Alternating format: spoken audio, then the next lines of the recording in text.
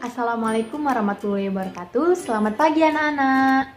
Ya, apa kabar kalian pada pagi ini? Ibu harap kalian dalam keadaan sehat walafiat ya di rumah. Anak-anak, pada pagi ini sebelum kita mulai pembelajaran, ada baiknya kita berdoa menurut agama dan keyakinan masing-masing. Berdoa dimulai, Ibu pimpin dari sini ya. Berdoa dimulai. Berdoa selesai. Anak-anak, sebelum kita mulai pembelajaran pada pagi ini, Ibu akan mengecek kesiapan diri kalian. Ayo, disiapkan alat tulisnya, bukunya, serta kerapiannya ya. Tetap memakai pakaian yang rapi, biar semangat mempelajari pembelajaran pada pagi ini. Anak-anak, sebelum kita mulai pembelajaran, agar kalian semangat di rumah dalam mempelajari pembelajaran hari ini, ada baiknya kita menyanyikan lagu nasional, yaitu Garuda Pancasila. Ibu pimpin dari sini ya. 1, 2, 3. Garuda Pancasila, akulah pendukungmu, patriot proklamasi, sedia berkorban untukmu. Pancasila dasar negara, rakyat adil makmur sentosa, pribadi bangsaku. Ayo maju, maju, ayo maju, maju, ayo maju, maju. Ya, Ibu harap kalian menjadi semangat ya dalam pembelajaran di pagi ini. Ya, anak-anak, pada kali ini Ibu akan mengajarkan mengenai pendidikan kewarganegaraan di tema 5 pada semester 2 di kelas 2 ini, yaitu tentang pengalamanku, khususnya pengalamanku di sekolah. Ya, anak-anak, coba perhatikan dari lambang Pancasila tersebut, yaitu Garuda Pancasila ya, di papan tulis. Ya, anak-anak dapat melihatnya?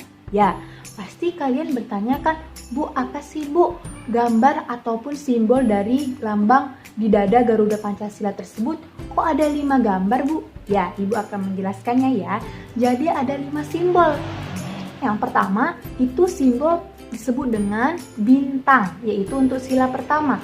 Lalu di sila kedua itu disebut dengan simbol rantai. Lalu yang ketiga itu disebut dengan simbol pohon beringin.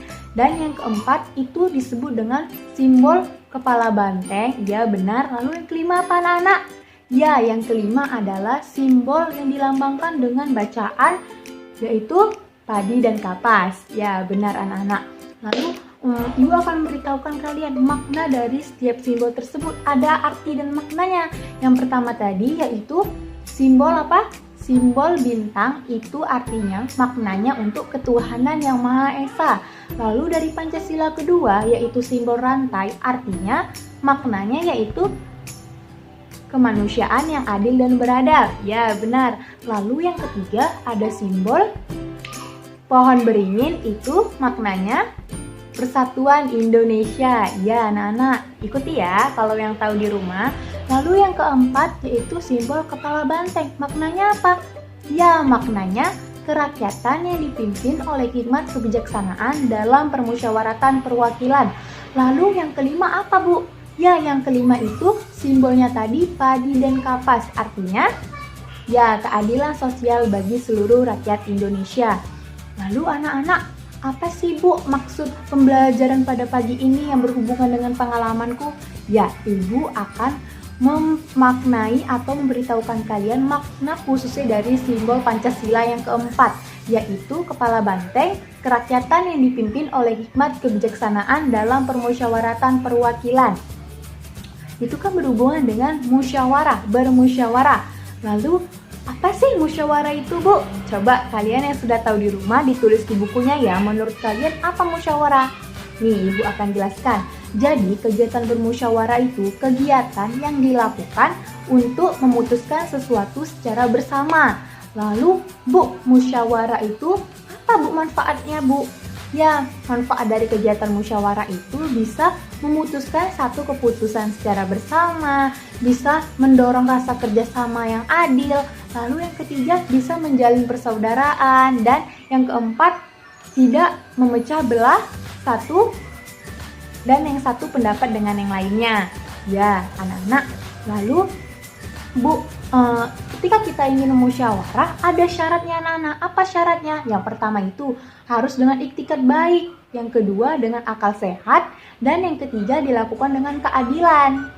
Jadi tidak boleh ada yang curang. Lalu anak-anak, ibu akan menampilkan contoh-contoh dari kegiatan musyawarah, baik dari masyarakat, di rumah maupun di lingkungan sekolah. Ayo diperhatikan ya.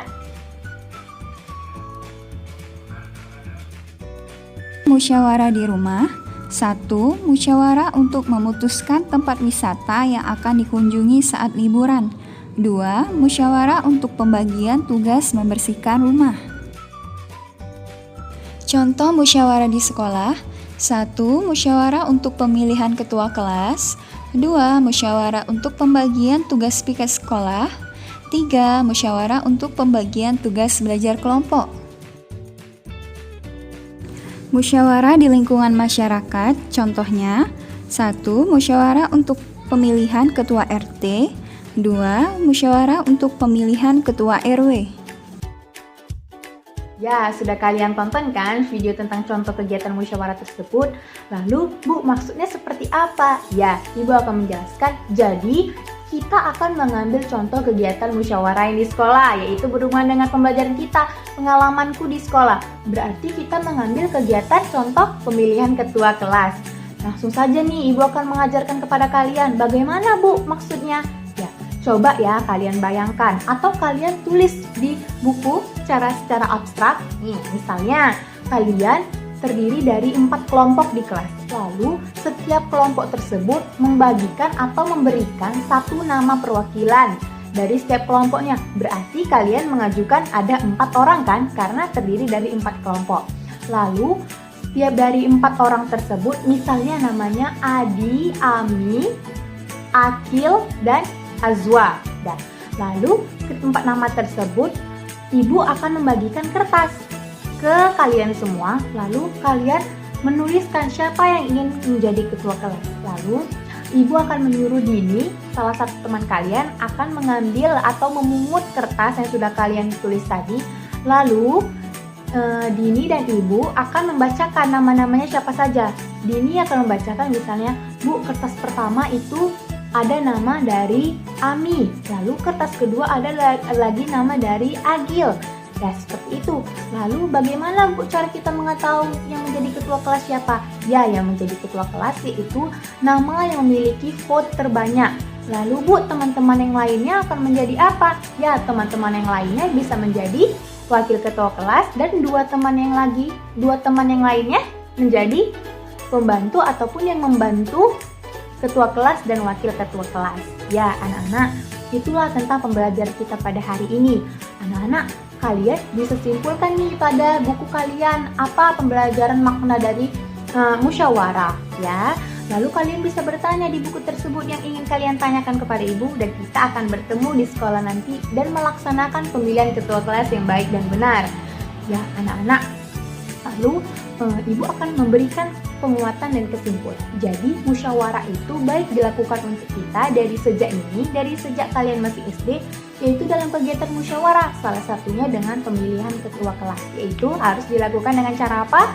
Ya, dengan cara adil, beriktikad baik, dan akal sehat, sehingga memutuskan apa?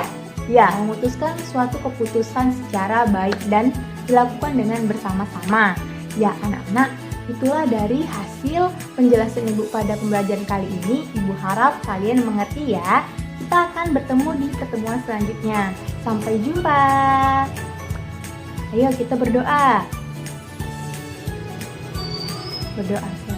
Ayo kita bernyanyi bersama. Sayonara, sayonara, sampai berjumpa lagi. Dadah anak-anak. Assalamualaikum warahmatullahi wabarakatuh.